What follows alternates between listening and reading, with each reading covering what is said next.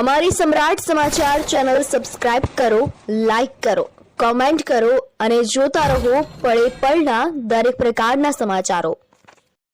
તળાજા તાલુકાના બોરડા ગામથી બોરડી સુધીના બની રહેલા રોડના કામમાં ભ્રષ્ટાચાર થતો હોવાનો આરોપ લગાવવામાં આવ્યો છે। આ બનાવની વાત કરવામાં આવે તો હજુ 2 દિવસ પહેલાં તળાજા તાલુકાના બોરડા ગામથી બોરડી સુધીના રોડનું નવીનીકરણ કરવા માટેની કામગીરી શરૂ કરવામાં આવી હતી અને તાલુકા પંચાયત પ્રમુખ રાણાભાઈ સોલંકી દ્વારા તેમનું ખાતમુહૂર્ત કરવામાં આવ્યું હતું। ત્યારે આજે તળાજા તાલુકા કોંગ્રેસ પ્રમુખ દ્વારા આ રોડના કામમાં ભ્રષ્ટાચાર થતો હોવાનો આરોપ લગાવવામાં આવ્યો છે અને તેમના જ દ્વારા કેટલાક વિડીયો પણ સોશિયલ મીડિયા પર વાયરલ કરવામાં આવ્યા છે। જો કે આ રોડ બાબતે ઉચ્ચ અધિકારી દ્વારા તપાસ કરવામાં આવે તો સત્ય અને ખરી હકીકત બહાર આવે। હાલ તો આ રોડના કામમાં ભ્રષ્ટાચાર થતો હોવાના આરોપ સાથે વિડીયો સોશિયલ મીડિયા પર વાયરલ થઈ રહ્યા છે।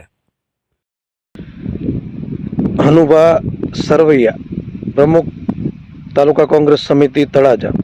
બોરડા બોરડીનું રોડનું કામ અત્યારે ચાલુ છે અને આમાં ભ્રષ્ટાચાર થતો હોય એવું દેખાય છે એક નજરે। મેં વિડીયા પણ બનાવ્યા છે અને માંડલિયા સાહેબને પણ મોકલ્યા છે। માંડલિયા સાહેબને ફોન પણ કર્યો પણ માંડલિયા સાહેબે ફોન રિસીવ કર્યો નહીં અને મેં આ મીડિયાના માધ્યમથી આપને વિનંતી કરું છું કે આ કામ સારું બને અને વ્યવસ્થિત થાય।